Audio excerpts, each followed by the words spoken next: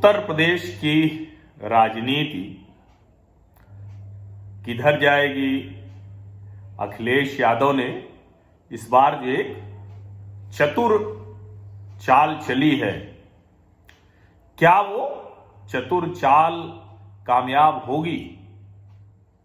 और यह प्रश्न लोगों के मन में इसलिए भी आ रहा है क्योंकि आपको अगर ध्यान में होगा तो मैंने आपको बताया था कि अखिलेश यादव एक चीज पर बड़ा फोकस्ड है इस बार, और वो उनका फोकस है कि किसी भी तरह से जो मुलायम सिंह यादव के समय में मुसलमानों का भरोसा समाजवादी पार्टी पर हुआ करता था कि 100 में से 55-60 मुसलमान सपा के साथ आता था, वो बढ़े आंकड़ा, और वो आंकड़ा 55-60 से 70-80 तक जाए। उसमें एक उनको ये भी भरोसा है, ये लगता है अखिलेश यादव को कि चूंकि इस बार बहुजन समाज पार्टी मजबूती से लड़ती हुई नहीं दिख रही है, जो परिदृश्य है, राजनीतिक परिदृश्य, चुनावी परिदृश्य, उससे थोड़ा बाहर है, तो क्या इसका लाभ भी अखिलेश यादव को मिलेगा? और इसीलिए अखिलेश यादव ने बहुत रणनीतिक तौर पर चुनाव से 6 महीने पहले जिन्ना मोमेंटम बनाना शुरू किया। बहुत स्पष्ट तौर पर वो मुसलमानों के साथ खड़े नजर आए, और राजनीतिक दलों को जो वर्ग लगे कि उनको वोट देगा उसके साथ वो खड़े नजर आते हैं। भले ही ये कहा जाए कि जाति, धर्म, क्षेत्र, भाषा, इस सब का कोई उपयोग नहीं होना, लेकिन होता है।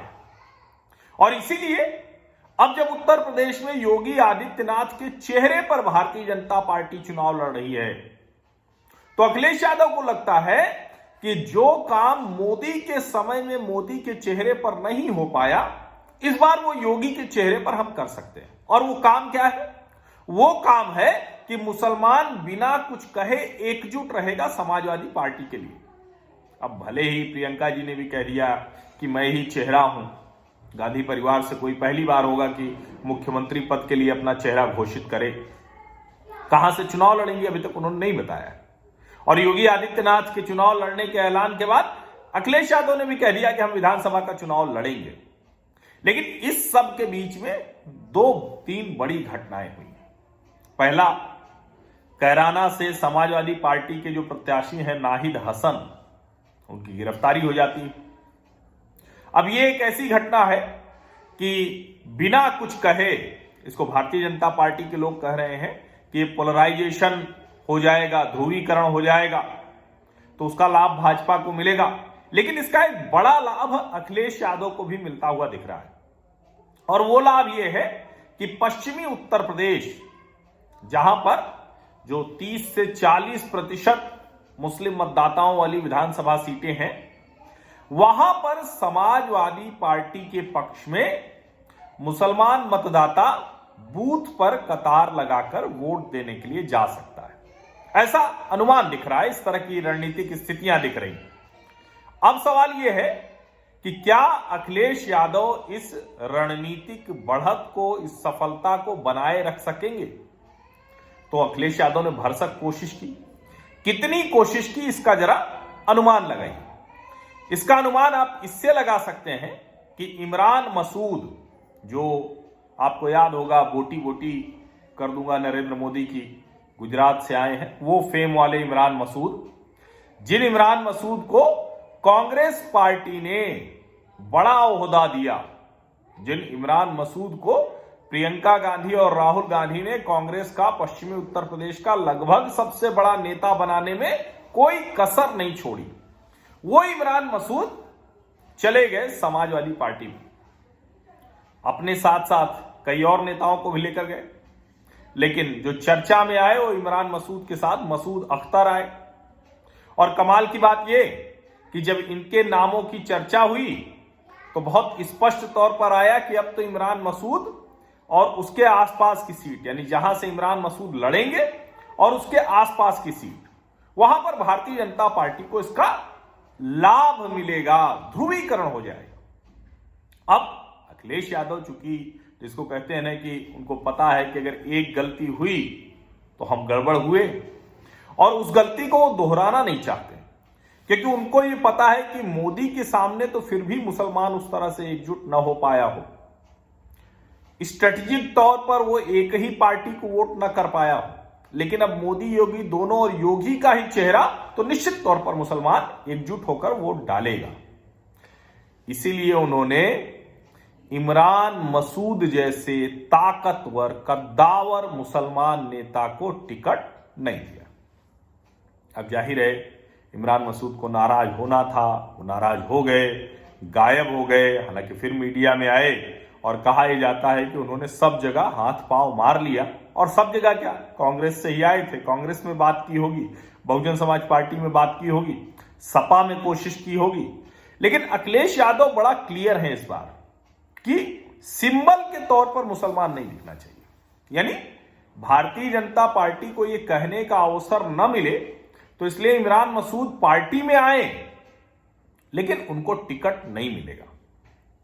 अब काम तो अखिलेश यादव ने अपने लिहाज से बहुत समझदारी का किया है, क्योंकि अगर इमरान मसूद चुनाव लड़ते तो शुरुआत उधर से ही होनी थी। वही चुनावी जो कहें कि 7 चरण शुरू होते हैं तो पहले दूसरे चरण में ही वो सीटें आती हैं। लेकिन अब जो इमरान मसूद बोल रहे हैं वो अखिलेश यादव के लिए कहीं उल्टा ना पड़ जाए, क्योंकि अखिलेश चाह रहे थे कि गुपचुप मुसलमान मतों का ध्रुवीकरण अपने पक्ष में कर ले। लेकिन इमरान मसूद अब कह रहे हैं कि आज की जो स्थितियां हैं उसमें कांग्रेस पार्टी के साथ रहने में कोई लाभ नहीं है, सभी को एक साथ आना होगा। उनका एक वीडियो भी वायरल हुआ जिसके संदर्भ में वो कहते हैं कि वो तो दूसरे संदर्भ का वीडियो था, उसको बेवजह जोड़ दिया गया चुनाव से, ऐसा उन्होंने कहा। लेकिन अब उनका ये बयान ये तो खुलकर सामने आ रहा है कि प्रियंका जी ने मुझे बहुत सम्मान दिया, कांग्रेस पार्टी ने मुझे बहुत आगे बढ़ाया, लेकिन अब जाना पड़ेगा अखिलेश जी के साथ, अखिलेश जी को नेता मानना पड़ेगा, क्योंकि उत्तर प्रदेश के हालात ऐसे हैं। अब ये जो वो कह रहे हैं उत्तर प्रदेश के हालात ऐसे हैं, इसको हो सकता है कि जो उत्तर प्रदेश में जो अवध और पूरब वाले हम जैसे लोग हैं, इधर वाले लोग ना समझें, लेकिन जो पश्चिम वाला है मतदाता, पश्चिम का जो वोटर है, वो इमरान मसूद की इस बात को बहुत अच्छे से समझता है, जिसको कहा जाता है कि लॉ एंड ऑर्डर, जिसको कहा जाता है कि लड़कियों से छेड़खानी, विशेष करके ये जो मुजफ्फरनगर, सहारनपुर, मेरठ, बागपत, शामली, कैराना, ये वाली जो पूरी बेल्ट है, उसमें इमरान मसूद के इस कहे का मतलब लोग अच्छे से समझ रहे हैं। और इसीलिए अखिलेश यादव नहीं चाहते थे कि इमरान मसूद चुनाव लड़े। चुनाव लड़ते तो वो भाषण करते, उस तरह से बात करते, भाजपा उसका लाभ उठाती। और अब इमरान मसूद कह रहे हैं कि हम तो सिर्फ मसूद अख्तर के लिए टिकट चाहते थे, हमें तो अपने लिए टिकट भी नहीं चाहिए था, हम तो सब जगह लड़ाएंगे।